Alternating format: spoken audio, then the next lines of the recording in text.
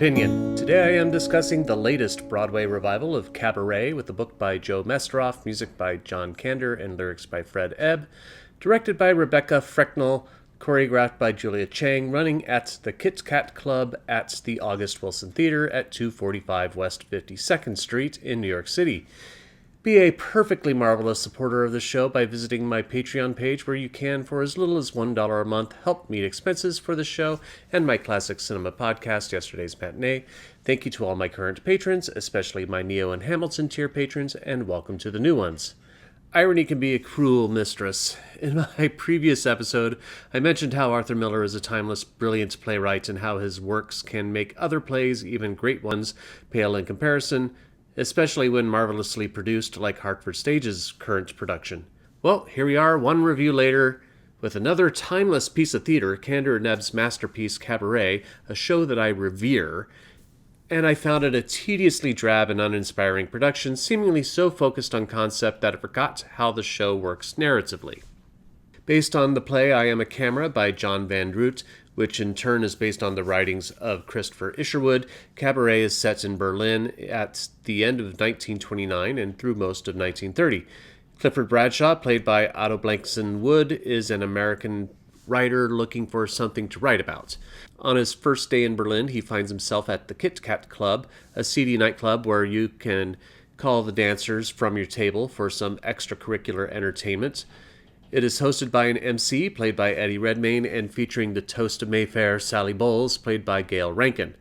A torrid romance begins between Cliff and Sally. In order to pay the rent, he starts giving English lessons and making smuggling runs for Ernst Ludwig, a German whose political affiliation seems suspicious from the start, played by Henry Gottfried.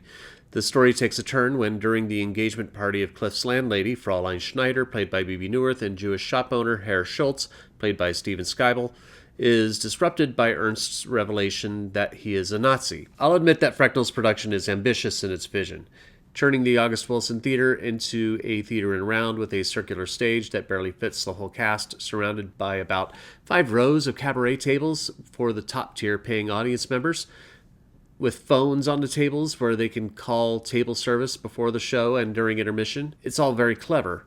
The rows of seats beyond this section also have stands for audience members to set their drinks on during the show. This does make it difficult for people to get in and out of the row if there are people with mobility issues sitting closer to the aisle, so adjust accordingly. The best part of the show is the hour 15-minute prologue directed by Jordan Fein with music by Angus Macrae. Audience members can roam around the 3 floors of the August Wilson, grab drinks at any of the bars, and be entertained by the Prologue cast, who dance and play music throughout on tiny stages in the various lobbies, which have been redesigned as a club. It's fantastic. It's awesome. It's extremely intimate and immersive. Even getting into the theater itself adds to the aesthetic by entering through the alley instead of the main door. If you come and see it, come early to experience the prelude and respect the signage that says "Look, don't touch." I wish the rest of the show was enjoyable as the prelude, and maybe I'm going to sound like Ben Brantley with the 1997 revival, but I think what Frecknall gains in concept, she loses in story execution, as the Kit Kat Club loses all its allure by having the performances become soulless and grotesque. One of the brilliant qualities of Kander and Ebb's music and Masteroff's book is that the Kit Kat Club, in all its deviancy, should feel seductive, inviting, but with a touch of warning.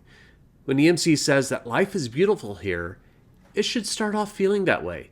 But as the show continues, the veneer peels away. Each song the MC sings grows darker as Cliff discovers the real horrors of the world around him. And when the reprise of Willkommen plays its last discordant bars of the show, all is revealed. How and what is revealed has been interpreted differently, and that's okay. Each production does it in their own way. The narrative journey, unfortunately, is never properly represented in the staging, as we're automatically repulsed by the direction of Redmayne's MC, who comes off more as a circus freak than a master of ceremonies looking to seduce naive visitors into the escapist world of alcohol and sex. That isn't to say that Redmayne is bad. That would be a short-sighted statement. I think he performs the role precisely as he is being directed. I just think it's the wrong choice for the character. The same can be said for Otto Blankson Wood as Cliff, who is so milquetoast I'd find more flavor in a raw head of cauliflower. It felt like everyone forgot that Cliff is a worldly person who likes to indulge in life's pleasures. Instead, we have a bland, boring, and benign Cliff with no backbone or sense of adventure. Also, I'm an ardent supporter of colorblind casting, but in this case it doesn't narratively work with Cliff being a black person, as I find it hard to believe that any Nazi would ever make an effort to befriend a black person, let alone have them smuggle for them, considering they would have been considered inferior. Gail Rankin is a serviceable Sally Bowles. Unfortunately, she and Blankson Wood have no chemistry, as he looks and behaves like he doesn't know what to do with a woman. Her Kit Kat Club numbers are entertaining, but the atmosphere mentioned earlier about the club diminishes the quality of her performance. Her one real shining moment is her performance of the titular Cabaret, which is brutally dynamic. The saving graces of this production are Bebe Neuwirth and Steven Skeibel, who are perfect as Fraulein Schneider and Herr Schultz.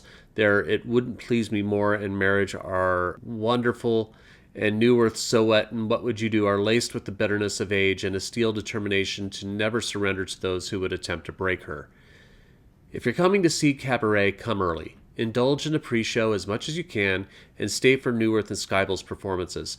The rest is so disappointing, I'd rather see another regional theater try a bad imitation of Sam Mendes' 1997 version again. But I am only one man's opinion, so be sure to leave yours in the comments below. If you'd like to see Cabaret, I'll leave a link in the description where you can get tickets. Also in the description is a link to my Patreon page. Please feel welcome to visit that as well if you'd like to support my work. You can also support me by liking, sharing, and subscribing, and click the notification bell to be alerted to future reviews. My next review will be the Broadway production of Mary Jane. Thank you for watching, and I will see you at the theater.